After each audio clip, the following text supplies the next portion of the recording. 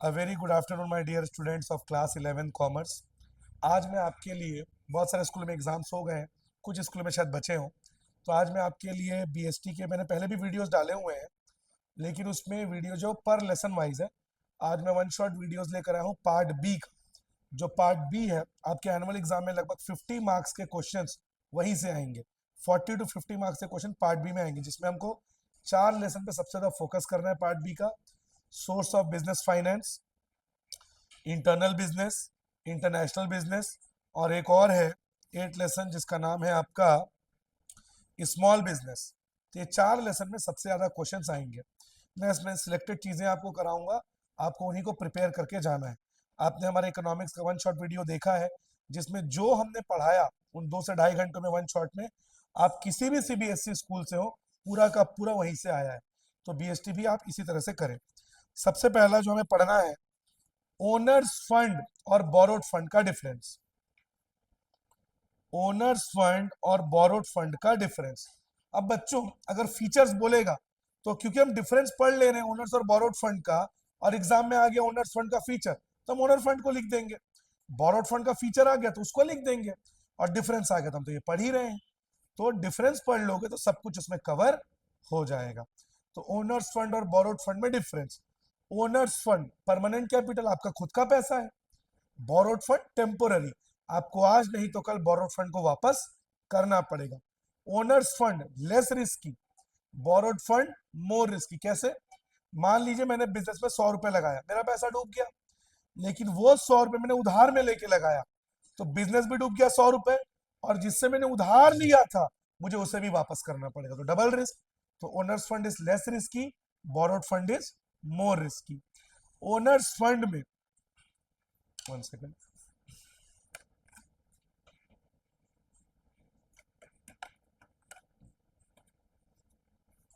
आपने इसको क्लास 10 में भी पढ़ा है, मॉर्गेज। भाई खुद का पैसा बैंक से निकालने के लिए कुछ गिरवी मॉर्गेज रखना पड़ेगा क्या? नहीं। लेकिन बोरोड फंड के लिए आपको कुछ सिक्योरिटी या मॉर्गेज रखना पड़ेगा। तो owners fund need no security, borrowed fund needs mortgage और सिक्योरिटी। आपको उसमें कुछ ना कुछ गिरवी या मॉर्गेज करना पड़ेगा। ओनर्स फंड के एग्जांपल शेयर्स, अनडिस्ट्रीब्यूटेड प्रॉफिट, ये आपके रिटेन प्रॉफिट, ये आपके ओनर्स फंड है। बोरोड फंड डिबेंचर्स, लोन, ये सब क्या है? Borrowed fund. ओनर्स फंड को have no right to get regular return. Business को प्रॉफिट होगा तो ओनर्स को पैसा मिलेगा, लेकिन अगर आपने लोन लिया है, आपको उसको रेगुलर इंटरेस्ट देना ही पड़ेगा, चाहे आपको प्रॉफिट हो या लॉस। यानी ओनर्स फंड को रेगुलर रिटर्न नहीं मिलेगा, बोरोड फंड को रेगुलर रिटर्न ऑफ इंटरेस्ट मिलेगा। ओनर्स फंड को प्राइमरी रिस्क बियरर कहते हैं, और बोरोड फंड में कोई रिस्क नहीं होता। डन। तो ये डिफरेंस था ओनर्स फंड और बोरोड फंड। इसमें बच्चों आपको ध्यान रखें, एग्जाम में हो सकता है आपको ओरिजिन के हिसाब से बोले, जैसे बोलेगा रिस्क को लेके आप रिस्क को लेकर डिफरेंशिएट करो, तो ओनर्स फंड नो रिस्क या primary risk bearer. Borrowed fund, borrowed fund में कोई रिस्क नहीं है। अब मान लो मैंने किसी को लोन दिया, मान लीजिए ये 2 लाख रुपए मैंने इसको लोन दिया। अब जिसको मैंने ये 2 लाख रुपए दिया उसको बहुत लॉस हो गया, तो मेरा पैसा डूबने नहीं वाला। क्यों? क्योंकि मैंने उसको लोन दिया है। उसको प्रॉफिट हो या लॉस हो, उसे मुझे इंटरेस्ट देना पड़ेगा, और अगर वो नहीं दे पाया, उसने जो प्रॉपर्टी मेरे पास मॉर्गेज किया है, गिरवी रखा है, उसको मैं ऑक्शन करके अपना कर्जा वसूल लूंगा। जबकि ओनर्स फंड, मैंने बिजनेस में 2 लाख रुपए लगाया as an owner, as an investor, पैसा डूब गया, बिजनेस डूब गया, तो मेरा पैसा भी डूब गया।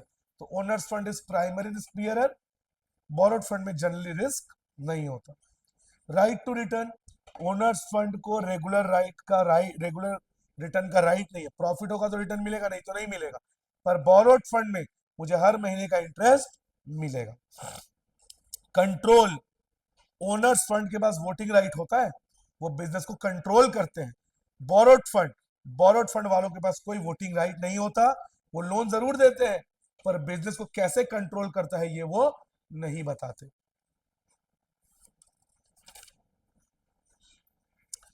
इसके बाद इक्विटी और प्रेफरेंस शेयर का डिफरेंस, इक्विटी और प्रेफरेंस, क्या डिफरेंस है इक्विटी और प्रेफरेंस में? इक्विटी शेयर का प्राइस लो होता है, ठीक है, और प्रेफरेंस शेयर का प्राइस लो होता है। तुम चार उठो तो यहाँ हो, तो मेरे को बार बार ऐसा मुंडी घुमाना पड़ रहा है। तुम वहां चली जाओ, तुम चारों यहाँ आ जाओ।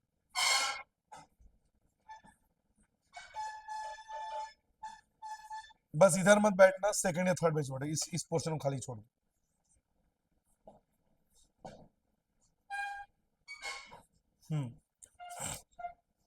इक्विटी शेयर का प्राइस लो होता है, प्रेफरेंस शेयर का प्राइस हाई होता है। इक्विटी को डिविडेंड मिलता है after paying dividend to all shares. Preference का मतलब क्या? प्रेफरेंस, कॉफी मेरा प्रेफरेंस है चाय के ऊपर, मतलब मैं कॉफी पहले पीऊंगा, चाय बाद में पीऊंगा।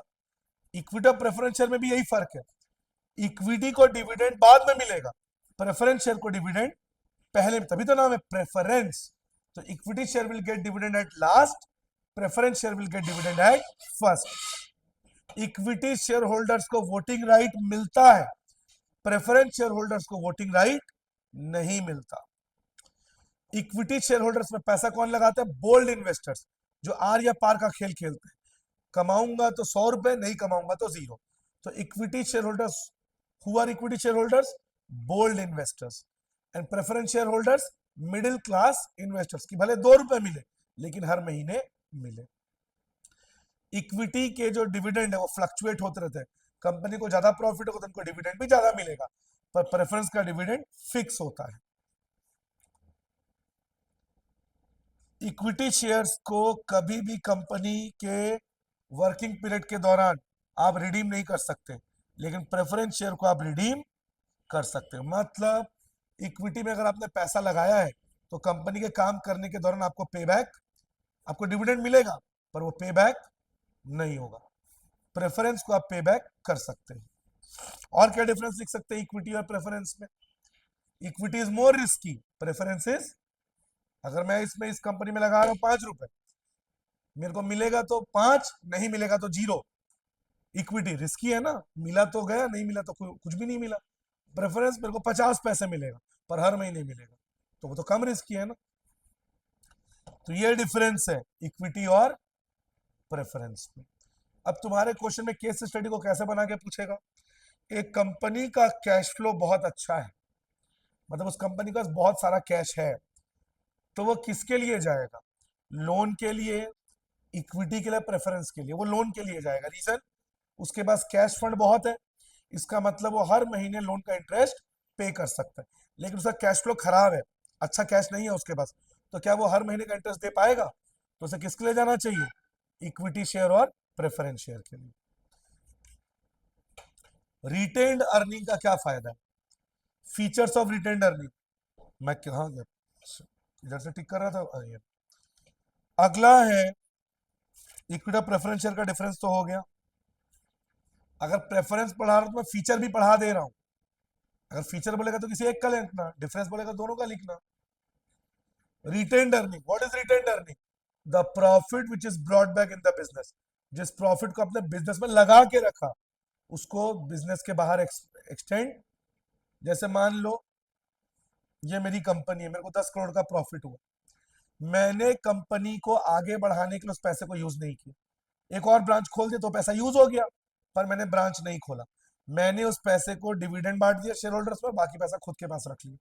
मतलब अगर कंपनी को एक्सपेंड करना है, बढ़ाना है, तो रिटेन्ड अर्निंग आप नहीं रख सकते। और अगर कंपनी को ग्रो नहीं करना है, एक कंपनी से खुश हो, तो उस रिटेन्ड अर्निंग को आप बिजनेस में दोबारा यूज कर सकते हैं। मतलब आप रिटेन कर लोगे, रख लोगे उसको। तो इसका फायदा क्या है? सिक्योरिटी, भाई आपको किसी के साथ हाथ फैलाने की जरूरत नहीं, आपको पता है आपके बैंक अकाउंट में ढेरों रुपए पड़े हुए हैं। दूसरा, न्यू प्रोजेक्ट्स, आपको अगर बिजनेस को आगे बढ़ाना है तो आपको किसी के पास लोन लेने की जरूरत नहीं है, क्योंकि आपके पास खुद का फंड है। ओनरशिप फंड, जब आपके पास अच्छा खासा फंड है तो आप लोगों को, अपने कंपनी के लोगों को बोनस शेयर भी दे सकते हो। मोस्ट डिपेंडेबल सोर्स, आपके दोस्त, रिश्तेदार, भाई बहन, कोई भी हो सकता है फंड देने से मना कर दे, लेकिन अगर आपका खुद का फंड है तो डिपेंडेबल है ना, भरोसे के लायक है। और नो इंटरफेरेंस।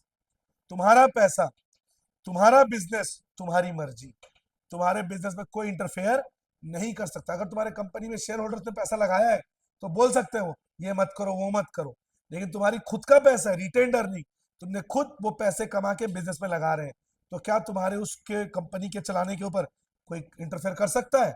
नहीं कर सकता। तो रिटेन्ड अर्निंग के feature security, no interference, permanent capital, most dependable source, fund for new and innovative projects. ये फीचर्स है रिटेन्ड अर्निंग्स के।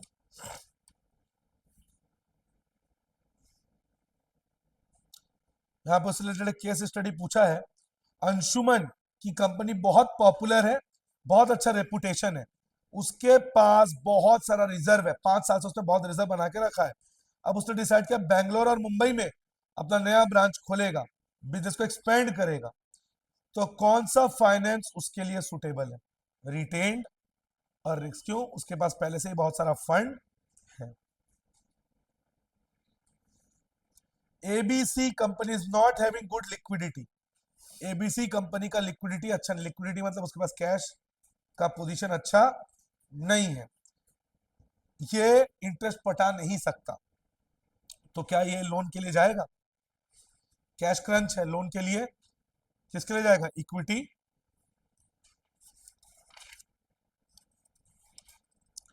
इसके बाद features of public deposit. Features of public deposit का मतलब बड़ी रेपुटेड कंपनीज का आम जनता से पैसे लेना। रेपुटेड कंपनीज जो है वो लोन लेंगी आम लोगों से, लेकिन कुछ भी गिरवी नहीं रखेंगी, यानी पब्लिक डिपॉजिट। जैसे मान लो मैं एक टाटा कंपनी हूं, मुझे अपने वर्कर्स को कल होली का बोनस देना है लगभग 100 करोड़ रुपए, लेकिन मेरे पास कुछ प्रॉब्लम आ गई है जिस वजह से जो लिंक है वो फेल है, मैं पेमेंट नहीं कर पा रहा हूं, तो मेरे पास फंड आएगा 6 महीने बाद, तो मैं आम जनता से फंड उठाऊंगा, किसके नाम से? Public deposit.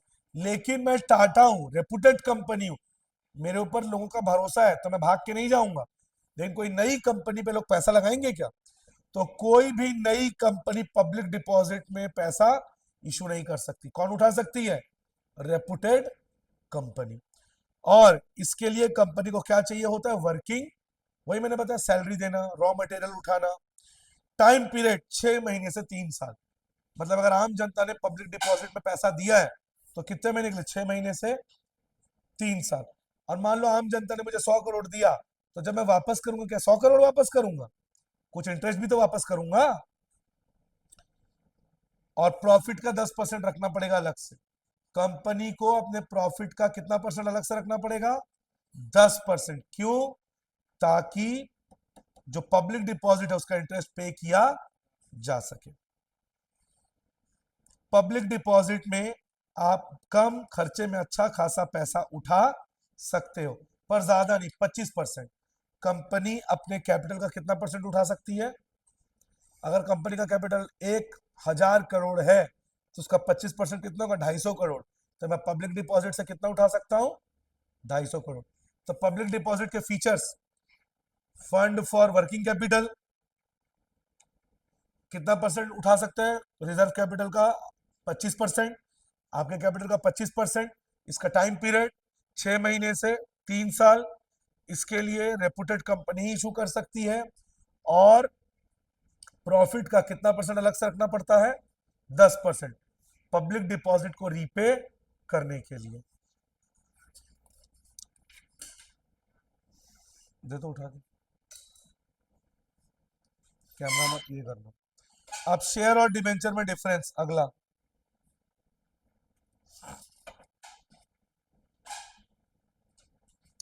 अब अगला जो आपको पढ़ना है वो है शेयर और डिबेंचर में difference. Share holders are known as owners of the company, debenture holders are known as creditors of the. Share holder company में पैसा लगाते हैं, डिबेंचर होल्डर कंपनी को लोन देते हैं। Share holder no compulsory payment, share holder को तभी मिलेगा अगर प्रॉफिट हुआ, वरना उनको रिटर्न नहीं मिलेगा। Debenture holders compulsory payment of interest, profit हो या लॉस डिबेंचर होल्डर्स को आपको उनका इंटरेस्ट देना ही पड़ेगा। शेयर होल्डर्स कुछ भी एसेट को मॉर्गेज करने की जरूरत नहीं है कंपनी को, बट डिबेंचर होल्डर्स के पास एसेट को मॉर्गेज करना जरूरी, वरना लोन नहीं मिलेगा। शेयर होल्डर्स को मिलता है डिविडेंड, डिबेंचर होल्डर्स को मिलता है इंटरेस्ट। शेयर होल्डर्स को वोटिंग राइट मिलता है, डिबेंचर होल्डर्स को वोटिंग राइट नहीं मिलता।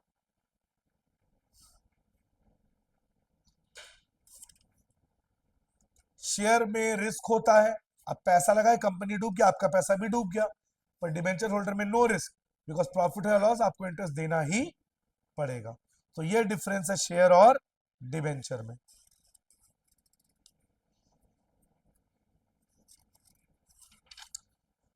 Features of inter corporate deposit, और लास्ट के 2 पॉइंट, पब्लिक डिपॉजिट और कमर्शियल बैंक में डिफरेंस है। लास्ट के 2 पॉइंट, 2 टॉपिक्स, फिर ये लेसन कवर। पब्लिक डिपॉजिट और कमर्शियल बैंक में डिफरेंस। पब्लिक डिपॉजिट में लोन कौन इशू कर सकती है? सिर्फ रेपुटेड कंपनी, और कमर्शियल बैंक से any company can take loan.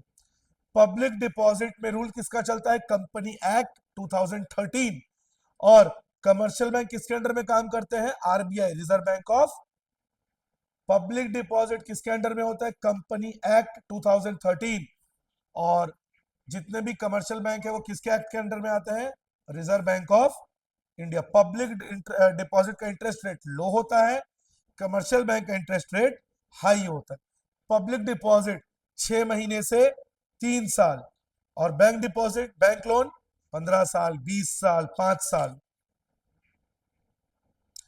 Public deposit में कोई सीक्रेसी नहीं होती, लोन फ्रॉम कमर्शियल बैंक में कंप्लीट सीक्रेसी होती है। बैंक ये लोगों को नहीं बताते कि उन्होंने किसको कितना लोन दिया, पर पब्लिक डिपॉजिट में खुलेआम ये पता होता है कि किस कंपनी ने पब्लिक डिपॉजिट से कितना पैसा रेज किया। तो ये डिफरेंस है पब्लिक डिपॉजिट और loan from commercial bank. Public deposit एक बार और रिकॉल कर लेते हैं। पब्लिक डिपॉजिट में सिर्फ रेपुटेड कंपनीज कैपिटल इशू कर सकती है, कमर्शियल बैंक में any company. Public deposit works under the company act 2013। RBI किसके जितने भी कमर्शियल बैंक है वो किसके अंडर में काम करते हैं? Reserve bank of India. Public deposit में आपको लोन कितने समय के लिए मिलता है? टाइम पीरियड 6 महीने से 3 साल, और लोन फ्रॉम कमर्शियल बैंक 5 साल, 10 साल, 15 साल। पब्लिक डिपॉजिट में no secrecy, sorry, public deposit में हाँ नो सीक्रेसी, और लोन फ्रॉम कमर्शियल बैंक में कंप्लीट सीक्रेसी। पब्लिक डिपॉजिट का example capital raise by Tata, और loan from commercial bank loan taken by any new company. Inter corporate deposit, जब एक company दूसरी company से लोन लेती है, क्या कहते हैं उसको? Inter corporate deposit. समझ लीजिए ये टाटा है और ये रिलायंस है। रिलायंस को आज शाम को अपने वर्कर्स को पेमेंट करना है, पर किसी वजह से इसका अकाउंट फ्रीज हो गया, तो ये टाटा से बोली मुझे 200 करोड़ रुपए दे दो, और अपने वर्कर्स को पेमेंट कर दी। इंटर कॉर्पोरेट डिपॉजिट, ये भी कॉर्पोरेट, ये भी कॉर्पोरेट। जब business corporate fund, short term fund के लिए इमरजेंसी में एक दूसरे को फंड्स एलोकेट करें, उसे कहते हैं इंटर कॉर्पोरेट डिपॉजिट। आदि ध्यान दे इधर। तो इसके लिए एक कंपनी दूसरे कंपनी को लोन देती है, और गिरवी भी रखना पड़ेगा एसेट। जैसे रिलायंस ने टाटा से 200 करोड़ रुपए लिया, तो रिलायंस को अपने एसेट्स को इसके सामने मॉर्गेज करना पड़ेगा, गिरवी रखना पड़ेगा। 3 तरह के इंटर कॉर्पोरेट डिपॉजिट होते हैं, 3 मंथ, 6 मंथ और कॉल डिपॉजिट। 3 मंथ का इंटरेस्ट होता है 12%, 6 महीने का इंटरेस्ट होता है 15%, और कॉल डिपॉजिट सिर्फ एक दिन के लिए, सिर्फ एक दिन के लिए 10%। 3 महीना है तो 12%, 6 महीना है तो 15%, एक दिन के लिए है तो कितना परसेंट? 10%। फीचर्स, ये एक कंपनी दूसरे कंपनी के साथ डील करती है, लीगल प्रॉब्लम्स नहीं है। लोन लेना, बैंक से जाओगे कितना प्रॉब्लम्स है, ये डॉक्यूमेंट वो डॉक्यूमेंट, इसमें ऐसा कोई हैसल नहीं है, ब्यूरोक्रेटिक प्रॉब्लम्स नहीं है, लेकिन रिस्की बहुत बहुत रिस्की है। और इंटर कॉर्पोरेट डिपॉजिट का इंटरेस्ट रेट बैंकों से हाई होता है। समझ गए? बैंक वाले 2-3%, 4% इंटरेस्ट लेते हैं, इंटर कॉर्पोरेट 10%, 12%, 15%। अब तुम बोलोगे सर फिर बड़ी बड़ी कंपनियां क्यों लेती हैं? रेपुटेशन का सवाल है। अगर मार्केट में खबर गई टाटा ने अपने वर्कर्स को सैलरी नहीं दिया, मार्केट में टाटा का कितना नाम खराब होगा? टाटा कंपनी में लोग पैसा नहीं लगाएंगे। तो बड़ी बड़ी कंपनी, अब 200 करोड़ का 10% कितना होता है? 20 करोड़। तो टाटा के लिए 20 करोड़ कौन सी बड़ी बात है, लेकिन उसके लिए उस नाम की वैल्यू ज्यादा है। कि भाई आज शाम को पेमेंट करना, बैंक से इतना जल्दी लोन तो पास नहीं होगा, तो कहां जाएंगे? Inter corporate deposit. तुम लोगों ने इसको शो में भी देखा हो, तारक मेहता के शो में जेठालाल जब दुकान में बैठा रहता है कि हरी भाई हमको पेमेंट कर दो, शाम को पेमेंट करना है, भाई नाम का सवाल है, बस उसी को बोलते हैं इंटर कॉर्पोरेट डिपॉजिट। अगला lesson, small business and enterprise. इसमें सबसे पहले आपको करना है importance of entrepreneurship. What is entrepreneurship? Entrepreneurship means when a person starts a business using the resources of the country and rather than becoming a job seeker he becomes a job giver। कोई भी entrepreneur एक देश की GDP में बहुत योगदान करता है और वो नौकरी मांगता नहीं है, लोगों को नौकरी देता है।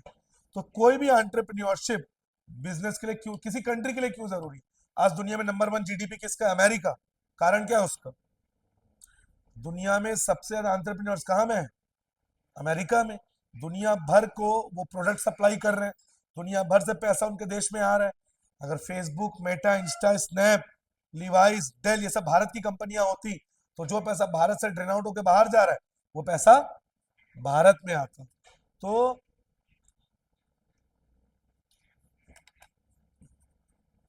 इसीलिए एंटरप्रेन्योरशिप किसी भी कंपनी के लिए बहुत इंपॉर्टेंट होते हैं।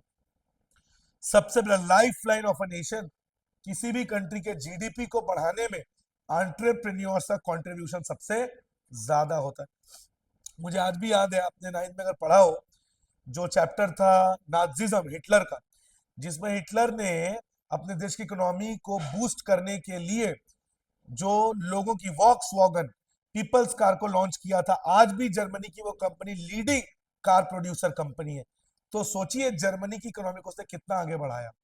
जो अमेरिका का जनरल मोटर्स है, जो फोर्ड जो गाड़ियां बनाता है, वो सेकेंड वर्ल्ड वॉर के टाइम से ही वो प्रोडक्शन कर रहा है। तो अमेरिका के जीडीपी को बढ़ाने में इनका बहुत बड़ा हाथ है। तो किसी भी कंट्री का लाइफ लाइन, अमेरिका, जर्मनी, इनमें इनके एंटरप्रेन्योरशिप का बहुत बड़ा कंट्रीब्यूशन है। इनोवेशन, जो एंटरप्रेन्योर्स होते हैं वो नई नई चीजें लेकर आते हैं। जैसे वो जो क्या नाम है उसका, टेस्ला के ओनर का, एलन मस्क। एलन मस्क कितनी सारी इनोवेशंस लेकर आया, ड्राइवरलेस कार, अभी और भी इनोवेशंस चल रहे हैं। आप खुद देखिए, आपके व्हाट्सएप में हर महीने नए नए फीचर्स ऐड हो रहे हैं, इंस्टा में नए फीचर्स आ रहे हैं, कंप्यूटर्स और एडवांस हो रहे हैं। आप सोचिए आज से 10 साल पहले हमारे ड्राइंग रूम में टीवी कितनी शोभा बढ़ाती थी, आज टीवी कौन खरीद रहा है? फोन में ही सब कुछ आ जा रहा है। तो कहने का मतलब है टेक्नोलॉजी आगे बढ़ रही है, 3D, 4D, 5D। तो नए नए इनोवेशंस, टेक्नोलॉजी आ रही है। ग्रोथ ऑफ इकोनॉमी, इकोनॉमी को बढ़ाना, स्टैंडर्ड ऑफ लिविंग को हाई करना। आज डेल के कंप्यूटर चला रहे हैं हम, एप्पल्स के फोन यूज कर रहे हैं, गाड़ियां हमारे पास लेटेस्ट हैं, है ना? इसका मतलब हमारा जो लाइफस्टाइल, स्टैंडर्ड ऑफ लिविंग वो बहुत हाई हो गया है। अब प्रॉफिट, एंटरप्रेन्योर हमेशा प्रॉफिट बढ़ाने के बारे में सोचता है। एप्पल कंपनी का प्रॉफिट तो कई देशों के जीडीपी से भी ज्यादा है। Employment, most important benefit of entrepreneurship, इधर पढ़ा रहा हूं। एम्प्लॉयमेंट जनरेट करना। मोदी जी क्यों कहते हैं मेक इन इंडिया? आज अगर एक आदमी एमबीए करके जॉब पा रहा है, वो अपना पेट भर रहा है, लेकिन अगर उसने कंपनी सेटअप किया, अपने साथ साथ वो कितने लोगों को जॉब देगा, देश को जीडीपी के तौर पे आगे बढ़ाएगा, देश को टैक्स देगा, अनएम्प्लॉयमेंट जैसे प्रॉब्लम को। तभी तो मोदी जी बोलते हैं ना, do not be a job seeker, be a job provider. इसके अलावा सोशल बेनिफिट्स, अब तुम सबको पता होगा 1990s में इंडिया का इकोनॉमी क्लोज था, लिवाइस, डेल, पेप्सी सब भारत में नहीं था, लेकिन आज हमको इसका सोशल बेनिफिट भी मिला है, स्टैंडर्ड ऑफ लिविंग हाई हुआ है, हम latest quality of products use कर पा रहे हैं, दुनिया भर से हम चीजें यूज कर रहे हैं, आजकल गांव वाले भी एप्पल के फोन यूज कर रहे हैं, नेटफ्लिक्स चला रहे हैं।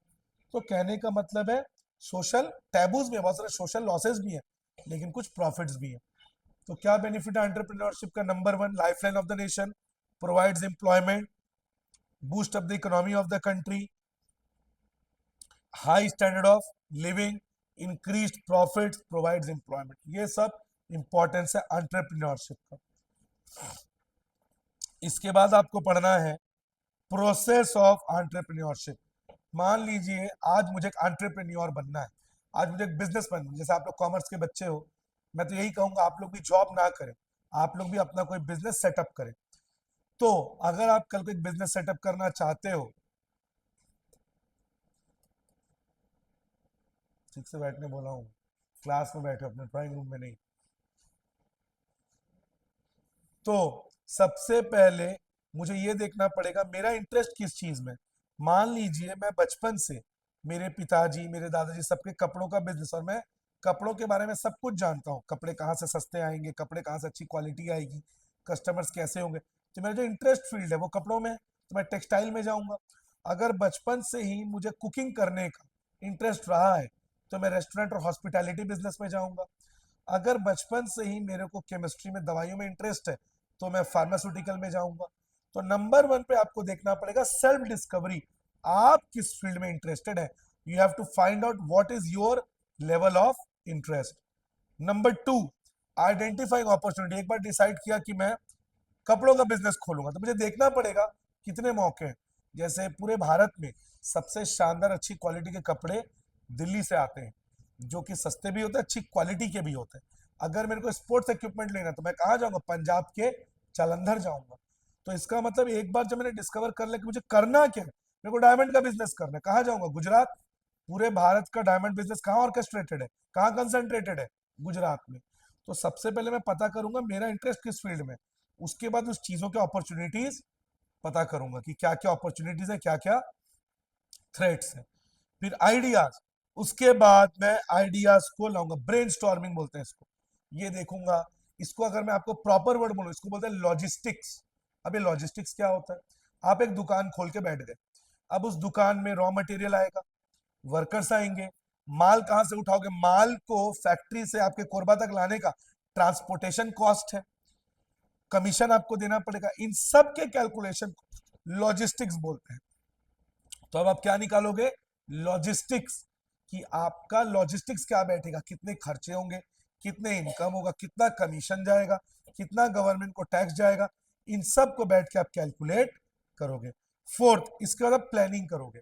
प्लानिंग का मतलब what to do, when to do, how to do. आपके बिजनेस को शुरू करने का ऑपरचून टाइम, राइट टाइम क्या है? अभी क्या आ रही है? गर्मी आ रही है। अभी अगर चाय कॉफी का बिजनेस में खोलने जा रहा हूं तो मतलब सही नहीं है, बिकॉज गर्मी में लोग शरबत, छाछ, सॉफ्ट ड्रिंक ये सब पीते हैं। चाय कॉफी खोलने का अपॉर्चुन टाइम कब होता? दिसंबर और जनवरी, और ठंड पड़ती है। अगर किसी को डीजे का बिजनेस करना है तो कब करना चाहिए? जब शादियों का माहौल हो, जब शादियों का सीजन हो। तो आपको अपॉर्चुन टाइम सोचना पड़ेगा कि किसी भी बिजनेस को खोलने का सही टाइम क्या है। लोकेशन, किस जगह बिजनेस को ओपन करना चाहते हो। आपने अपनी शॉप को या फैक्ट्री को ऐसी जगह डाल दिया, फैक्ट्री की बात नहीं कर रहा, शॉप को जो एकदम आउटर लोकेशन पे, तो आप वो कस्टमर नहीं मिलेंगे। तो लोकेशन, वर्कर, ये सब का अपॉर्चुन टाइम, सही टाइम भी आपको देखना पड़ेगा। फिर उसका स्टार्टअप कैपिटल, आपने देखा है वो शो शार्क टैंक। तो आप पता करोगे कि आप स्टार्टअप कैसे करोगे। और एक बार ध्यान रखें, कई बच्चों का इसमें कंफ्यूजन होता है, बच्चों ने पूछा भी है मेरे से। नई कंपनी में आप शार्क टैंक से पैसा नहीं उठा सकते, आपकी कंपनी स्टैब्लिश्ड होगी तब आप शार्क टैंक से पैसा उठा। तुमने सुना होगा वो लोग आते हैं, मेरी कंपनी है मैं चाहता हूं पैसा लगाओ। कोई नई कंपनी नहीं आती, वो कंपनी से आप पैसा उठा सकते हो शार्क टैंक से जो स्टैब्लिश्ड है। अगर आप कंपनी शुरू कर रहे हो तो उसके लिए आप आईपीओ इशू नहीं कर सकते, उसमें आपको या तो लोन लेके लगाना पड़ेगा या आपका खुद का फंड लगाना पड़ेगा। इसके बाद स्टार्टअप, अब आप बिजनेस को शुरू कर लोगे। और ग्रोथ, अब आप बिजनेस को धीरे धीरे ग्रो करते देखोगे, सेल्स बढ़ेगा, वर्कर्स बढ़ेंगे, ब्रांचेस बढ़ेंगी, और हार्वेस्ट, और लास्ट में आप क्या खाओगे? प्रॉफिट, जो आपने मेहनत की, दिमाग लगाया, और उससे आप लास्ट में क्या करोगे? प्रॉफिट। तो क्या है process? Number one self discovery, number two identifying opportunities, number three evaluating ideas brainstorming, number four planning, number five, five क्या था, raising capital, six startup, seventh growth and eighth harvest. ये बहुत इंपॉर्टेंट है, 5 marks में आ सकता है।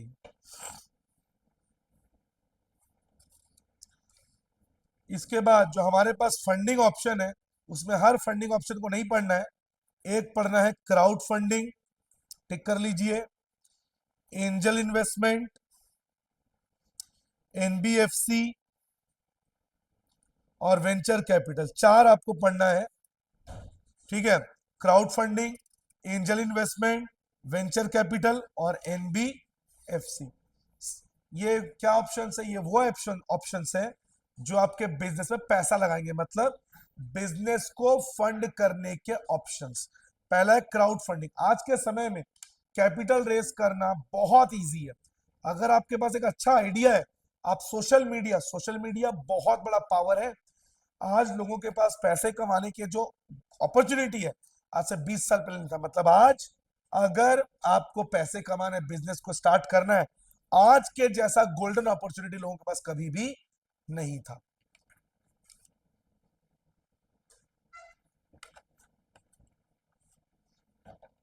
आप social media में जाइए, आपके पास जो आइडिया है आप उसको सोशल मीडिया में, व्हाट्सएप में, इंस्टा में, फेसबुक में लोगों के सामने पुटअप करिए। अगर लोगों को आपका आइडिया में दम लगा, उनको लगा कि हाँ ये बिजनेस आइडिया प्रॉफिटेबल है, तो वो आपके बिजनेस में पैसा लगाएंगे और इसे कहेंगे crowd funding. Means if you as a business owner have a great idea for your business, then put your idea in the social media in front of people, and if people think that the idea is impressive, they will invest money. इसे कहते हैं crowd funding. Angel investment, जो आप shark tank देखते हो वो क्या है, एंजल इन्वेस्टमेंट। एंजल किसको कहते हैं, फरिश्तों को जो अच्छे होते हैं। तो एंजल इन्वेस्टमेंट मतलब जो लोग आपकी कंपनी में पैसा लगाए, और ये वो लोग हैं जो पहले से ही बहुत बड़ी कंपनी बन चुके। एग्जांपल, जब उबर शुरू शुरू में आया था तो टाटा ने उसमें पैसे लगाए। टाटा पहले से स्टैब्लिश्ड है, टाटा को लगा मुझे इसको आगे बढ़ने में हेल्प करनी चाहिए, तो टाटा ने एक एंजल की तरह, एक फरिश्ते की तरह उबर में पैसे लगाए। क्या कहेंगे इसको, एंजल इन्वेस्टमेंट। जो बड़ी बड़ी कंपनी है, गूगल, याहू, मेटा, इनको लगता है हम तो बहुत बड़े बन चुके हैं, हमें नई कंपनीज में पैसा लगाना चाहिए ताकि इनको भी आगे बढ़ने का मौका। तो जो शार्क टैंक में आप देख रहे हो सब कौन है, एंजल इन्वेस्टर। वेंचर कैपिटल, अब ये वेंचर कैपिटल क्या है, वॉरेन बफे का नाम सुने हो, दुनिया का सबसे बड़ा इन्वेस्टर, 12 साल की उम्र से वो इन्वेस्ट कर रहा है और उसके पास इतना कैश है कि बैंकों ने सामने से मना कर दिया, बस अब हमें और पैसा मत दो। बैंकों के लॉकर में जगह नहीं, उसका कैश इतना ज्यादा है। तो ये कौन है, कोको कोला जब नई नई बनी थी तब उसने उसमें पैसा लगाया था, और आज कोको कोला का जो सीईओ है उसकी साल की सैलरी है 14 करोड़ रुपए, एनुअल सैलरी।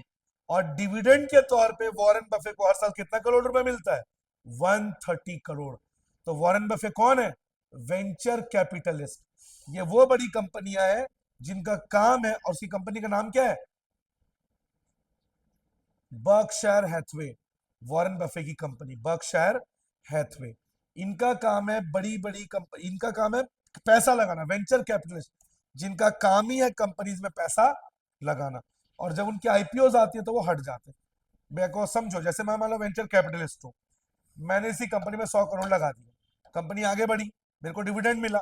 अब इसने डिसाइड किया मैं आईपीओ लाऊंगा, मतलब मैं चाहूंगा मेरी कंपनी में आम आदमी भी पैसा लगाए। तो जैसे ही आईपीओ लाएगा मैं अपना फंड यहां से निकाल लूंगा। मतलब जैसे ही आईपीओ आता है वेंचर कैपिटलिस्ट अपना फंड निकाल लेते हैं। समझ गए, इसको बोलते हैं वेंचर कैपिटलिस्ट। और एनबीएफसी, एनबीएफसी जो है नॉन बैंकिंग फाइनेंशियल कंपनी, ये उन लोगों के लिए एक सहारा है जो जिनको बैंक ने लोन देने से मना कर दिया। जैसे मान लो एक कंपनी गई, बैंक ने उसको डॉक्यूमेंट देकर उसको लोन देने से मना कर दिया, तो किसके पास जाएगी? NB, non banking financial company. यानी जिनको बैंक ने लोन देने से मना कर दिया, उनके लिए कौन बैठा हुआ है? NBFC, non banking financial company. आजकल बैंक लोन देने से पहले क्या चेक करती है? Credit score. तो बैंक ने जिसका क्रेडिट स्कोर कम देखा उसको लोन नहीं देगी, तो किसके पास जाएगी लोन लेने? NBFC.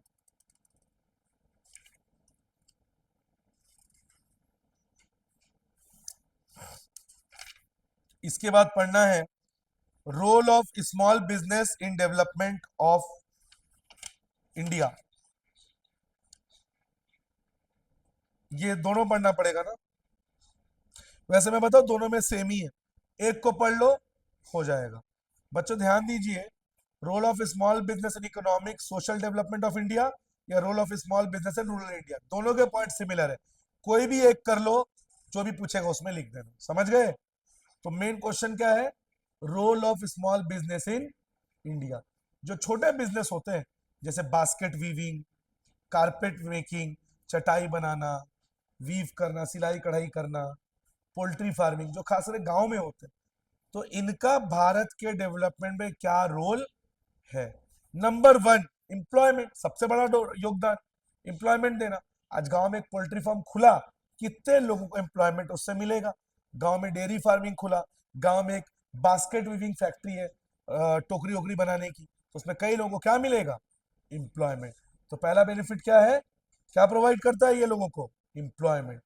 Number two, improves economic condition. गांव के लोग जनरली इलिटरेट होते हैं, कम पढ़े लिखे होते हैं, तो आज रूरल बिजनेस में अगर हम कोई बिजनेस ओपन करें वहां पे, तो लोगों की जो इकोनॉमिक कंडीशन है बढ़ जाएगी।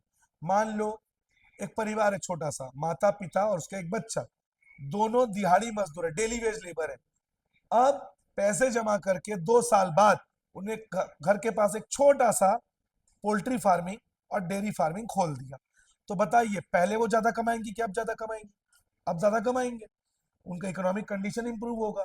तो स्मॉल बिजनेस से गांव में रहने वाले लोगों का इकोनॉमिक कंडीशन इंप्रूव होता है। Third, artistic and creative sense. कितना ऐसे चीजें हैं, जब कोरोना आया, गांव की बूढ़ी औरतों ने, बुजुर्ग औरतों ने, लेडीज ने, बुजुर्गों ने, किसी ने हाथों से बहुत सुंदर सुंदर पेंटिंग बनाई, किसी ने हाथों से टोकरियां बनाई, जिसको सोशल मीडिया में देख के कस्टमर बनाए गए, खड़ी मसाले बनाए गए, उसको बेचा गया। मतलब आपका आर्टिस्टिक सेंस अकॉम्प्लिश होगा। आप सोशल मीडिया में जाके छोटे छोटे बास्केट्स को, रेडीमेड फूड्स को, अचार को आप बेच सकते हैं। जैसे साउथ में अन्ना मलाई एक ऐसी लेडी है जिसने खड़ी मसालों का धंधा चालू किया लॉकडाउन के समय, और आज उनका बिजनेस करोड़ों का टर्नओवर है। तो ना सिर्फ उनको बेनिफिट हुआ, गांव के लोगों को रोजगार मिला, उनका इकोनॉमिक कंडीशन इंप्रूव हुआ, और जो टैलेंट उनके पास था खड़ी मसालों को लेके, वो टैलेंट को यूज करके उन्होंने पैसे कमाए। रूरल डेवलपमेंट, गांव का डेवलपमेंट होगा जब गांव के लोगों के पास पैसा आएगा, वो अच्छा खाएंगे, अच्छे घर में रहेंगे, तो उनका भी डेवलपमेंट होगा। और mobilisation of local resources.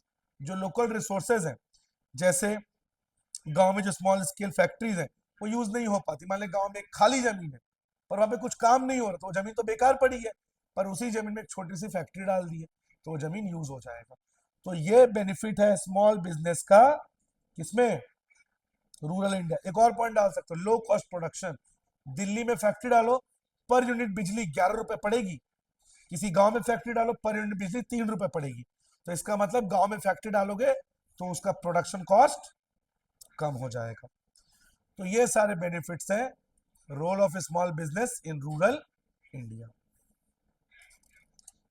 Employment, low cost production, development, boosting the rural economy, providing employment, mobilization of local resources. इस तरह से आपका लेसन नंबर 8 भी होता है कंप्लीट। अब हम आएंगे लेसन नंबर 9 पे।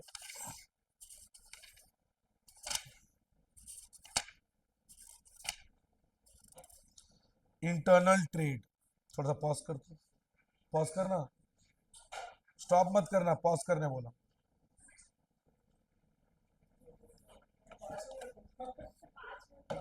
अब हम लोग पढ़ेंगे लेसन नंबर 9, इंटरनल ट्रेड। देश के अंदर ज्योग्राफिकल बाउंड्री में बिजनेस करना।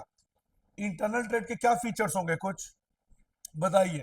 It is done within the geographical boundary of the country, done on national currency rupee, rules and regulations are less complicated, rules and regulations are less strict, roadways जो transportation होगा वो roadways में होगा, यानी ज्यादातर सामान by trucks और containers ही होंगे। नो लैंग्वेज बैरियर, आप एक ही कंट्री में बिजनेस कर रहे हैं, लैंग्वेज बैरियर कम होगा। तो ये सब फीचर्स होते हैं इंटरनल ट्रेड के। और इसमें तीन प्रकार के, होलसेल ट्रेड, रिटेल ट्रेड। दो प्रकार के, होलसेल मतलब बल्क में माल खरीदना और बेचना बहुत ज्यादा क्वांटिटी में, और रिटेल ट्रेड चिल्लर में। जैसे हम लोग अगर दुकान गए 1 किलो आलू, 2 किलो आलू, 4 टूथब्रश ऐसे ही लेंगे, तो हम लोग रिटेल ट्रेडर से ले रहे हैं। और हमने जिनसे सामान उठाया रिटेल ट्रेडर से, उन्होंने किससे सामान उठाया, होलसेलर से, बल्क में 100 kg आलू, 50 टूथब्रश ऐसे। तो ये है, हम इस लेसन में यही देखना है, होलसेल ट्रेड और रिटेल ट्रेड, जिसमें सबसे पहले आपको पढ़ना है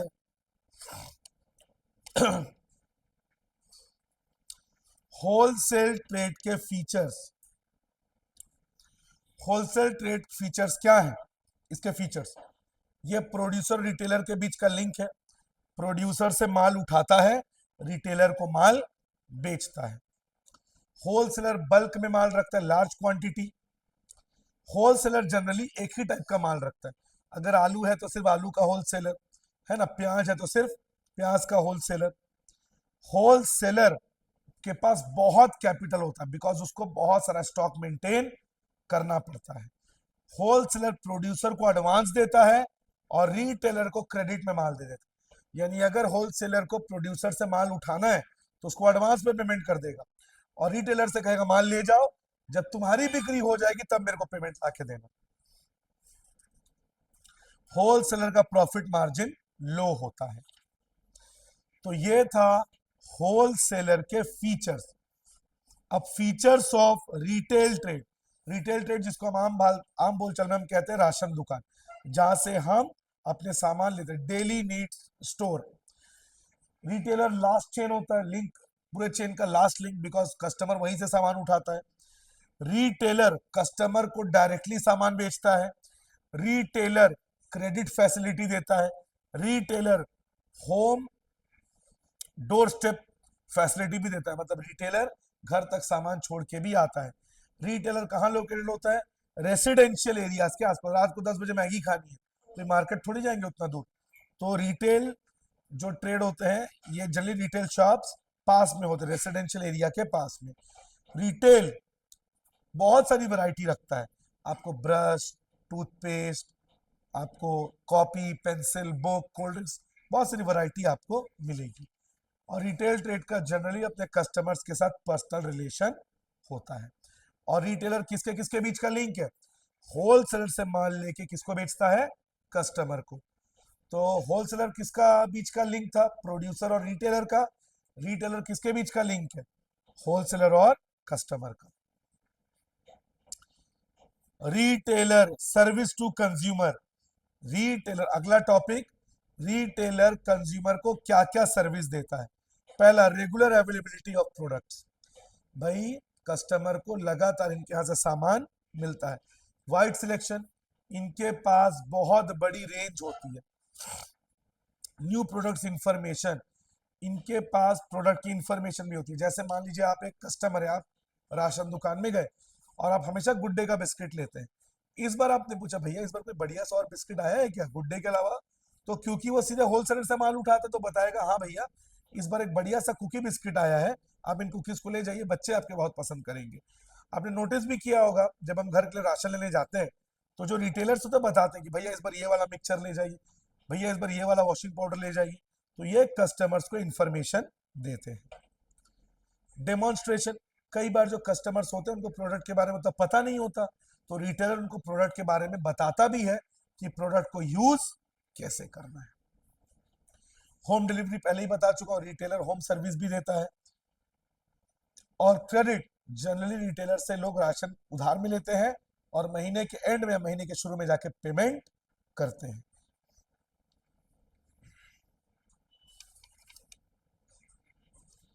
इसके बाद टाइप्स ऑफ इटिनरेंट। इटिनरेंट मतलब जो घूम घूम के सामान बेचता है। इटिनरेंट का मतलब जो एक जगह रह के सामान नहीं बेचता, घूम घूम के, रोम करके एक जगह से दूसरे जगह जाके सामान बेचता है। और जनरली जो इटिनरेंट्स होते हैं वो low quality products, non branded items में डील करते हैं। कौन? इटिनरेंट्स। इटिनरेंट्स के भी टाइप्स हैं, जिसमें सबसे जो आपको पढ़ना है, आपको सब नहीं पढ़ना है, स्ट्रीट ट्रेडर, चीप जैक, ये आपको पढ़ना है। स्ट्रीट ट्रेडर और चीप जैक। स्ट्रीट ट्रेडर मतलब जो बिजी स्ट्रीट्स में सामानों का डिस्प्ले लगाते हैं। ये रेलवे स्टेशन, सिनेमा हॉल के सामने दुकान लगाते हैं। ये बहुत पॉपुलर है, इनफैक्ट स्ट्रीट शॉप लोगों के बीच में बहुत पॉपुलर है, खास करके रेलवे स्टेशन में। आप ब्रश ले जाना भूल गए, आपके ट्रॉली का चेन उखड़ गया, आपने जूतों को पॉलिश नहीं किया, आप कंघी लाना भूल गए, पानी बोतल लेके नहीं आए, तो प्लेटफॉर्म्स में, रेलवे स्टेशन में यहीं से हम सामान खरीदते हैं। तो street traders railway platform, cinema halls के सामने और बस स्टैंड के सामने अपनी दुकान लगाते हैं। यहाँ पे आपको अपने डेली नीड्स के सारे सामान मिलेंगे, हैंकरचीफ, पेपर सोप, है ना, आपका टॉवेल या आपका चेन, है ना, ये सब आपको यहाँ पे लो क्वालिटी, लो प्राइस में मिलेगा। ये सब नॉन ब्रांडेड प्रोडक्ट्स होते हैं। ये बहुत पॉपुलर है क्योंकि जब लोग लंबी जर्नी पे जाते हैं तो लोग इन चीजों को कैरी करना भूल जाते हैं, तो पास की दुकान से वो सामान ले लेते हैं। Street shop. Cheap jacks. Cheap jacks का मतलब जो एक पर्टिकुलर जगह में कुछ समय के लिए रेंट पे लेते हैं स्टॉल और वहां पे अपना सामान लगाता है। आपने नोटिस किया होगा बच्चों, जब ठंड का समय आता है तब जो बर्मा से या भूटान से जो लोग आते हैं, उन लोग यहाँ पे पास की सड़क चौराहों पे किराए पे स्टॉल ले लेते हैं और वहां पे स्वेटर, शॉल, ये सब बेचते हैं। और जैसी ठंड खत्म होने लगती है वो यहाँ से वापस चले जाते हैं। क्या कहते हैं इसको? Cheap Jack. जो रेंट पे एक जगह लेते हैं और वहां पे अपना दुकान का स्टॉल लगाते हैं, और फिर जब वो पीरियड सीजन चला जाता है तो वो वापस चले जाते हैं। अभी चीप जैक्स में होगा जो कूलर में जो लगता है खस, तो अभी खस के स्ट्रीट चीप जैक्स आ जाएंगे, जो स्टॉल में खस बेचेंगे। जैसी गर्मी खत्म होगी वो चले जाएंगे। इनको कहते हैं चीप जैक्स। ये लो क्वालिटी प्राइस में डील करते हैं, एक जगह पे कुछ समय के लिए रहते हैं, जब सीजन खत्म हो जाता है तो वहां से चले जाते हैं। तो ये मैंने आपको इटिनरेंट्स के दो एग्जांपल दे दिए। क्या क्या? चीप जैक्स और स्ट्रीट ट्रेडर या स्ट्रीट शॉप। इसके बाद फिक्स शॉप, जिनकी दुकान एक जगह फिक्स होती है। तुम लोग का एग्जाम कल है कि परसों है? कल है, कल ही लास्ट, खत्म। सेकेंड शॉप, कई बच्चों को इसमें कंफ्यूजन हो जाता है, सेकेंड शॉप और second hand shop. Second hand shop में नहीं पढ़ा रहा हूं बच्चों, वो तो आपको पता है, जिसमें यूज्ड मटेरियल को लो प्राइस में बेच दिया जाता है। सेकेंड शॉप अलग है। सेकेंड शॉप में गुड्स को बहुत हाई डिस्काउंट में बेचते हैं। क्यों? उसमें कुछ मैन्युफैक्चरिंग डिफेक्ट है। नाइकी के शूज के सोल में इतना छोटा सा होल है, अब नाइकी का तो नाम खराब हो जाएगा, तो नाइकी उन जूतों को बहुत हैवी डिस्काउंट में, 8,000 के जूतों को 2,000 में बेच दिया। अब जो मिडिल क्लास लोग हैं उनको लगा 8,000 का जूता भाई 2,000 में मिल रहा हो तो ले लेंगे। तो मैन्युफैक्चरिंग डिफेक्ट की वजह से जब गुड्स बहुत लो प्राइस में बिके, उन दुकानों को कहते हैं सेकेंड शॉप। जितना बड़ा डिफेक्ट, डिस्काउंट उतना ज्यादा। अब जैसे अरमानी का जैकेट है, अब अरमानी तो बहुत महंगा है, मान लीजिए अरमानी के जैकेट के बटन्स दो ठो उखड़ चुके हैं या उसमें छोटा सा एक होल है, तो वो 20,000 का जैकेट 5,000 में मिल रहा है। तो इसको कहते हैं second shop, where goods are sold at a heavy discount because of their manufacturing defect. इसके बाद डिपार्टमेंटल स्टोर, समझ लीजिए बड़ी बड़ी राशन दुकानें। जैसे दुनिया का सबसे बड़ा डिपार्टमेंटल स्टोर वॉलमार्ट जो अमेरिका में, हमारे भारत में भी है। रिलायंस का बिग बाजार तो बंद हो गया, रिलायंस का है कि रिलायंस का ही बंद हो गया? तो रिलायंस का मार्केट, तो उसको कहते हैं डिपार्टमेंटल स्टोर। तो डिपार्टमेंटल स्टोर में एक रूफ के नीचे आपको ढेरों वैरायटी मिलेगी प्रोडक्ट्स की। फीचर्स, लार्ज साइज, बहुत बड़े शॉप्स होते हैं इनके। रेंज, इनके पास हर क्वालिटी का रेंज होता है, हर प्रोडक्ट का रेंज है। ब्रांडेड प्रोडक्ट्स, यहाँ पे आपको नॉन ब्रांडेड प्रोडक्ट्स नहीं मिलेंगे। ये लोकेटेड होते हैं at the centralize location, heart of the city, बिल्कुल शहर के बीचों बीच लोकेटेड होते हैं। सर्विस, ये आपको अलग अलग प्रकार का सर्विस, फूड कोर्ट, ड्रेस, शू, एवरीथिंग, मतलब आम घरों में जो चीजें लगती हैं, कपड़े से लेके जूते से लेके डेकोरेटिव आइटम से लेके हर चीज आपको यहाँ पे मिलेगी। और ये एडवर्टाइजमेंट पे बहुत पैसा खर्च करते हैं। यहाँ पे आपको क्रेडिट फैसिलिटी नहीं मिलेगी। और यहाँ पे जो एडवर्टाइजमेंट है, बड़े बड़े शॉप्स, डिपार्टमेंटल स्टोर एडवर्टाइजिंग के लिए करोड़ों रुपए खर्च करते हैं। तो ये फीचर्स है डिपार्टमेंटल स्टोर। क्या फीचर्स है? ब्रांडेड प्रोडक्ट्स में डील करते हैं, सेंट्रल लोकेशन, शहर के बिल्कुल बीचों बीच लोकेटेड होते हैं। नंबर 3, सेंट्रलाइज परचेज, ये सीधे हेडक्वार्टर से परचेज करते हैं। और यहाँ पे आपको wide range of services, food court, ATM, dress, shoe, everything आपको मिलेगा। और यहाँ पे एडवर्टाइजमेंट पे ये करोड़ों रुपए खर्च करते हैं। क्रेडिट फैसिलिटी आपको यहाँ पे बिल्कुल भी नहीं मिलेगा। इसके बाद चेन स्टोर। चेन स्टोर क्या होता है? जैसे बाटा, सिर्फ बाटा के शूज आपको मिलेंगे। रेमंड, सिर्फ रेमंड के आपको जो कपड़े हैं वो आपको मिलेंगे। तो उसको कहते हैं मल्टीपल या चेन स्टोर।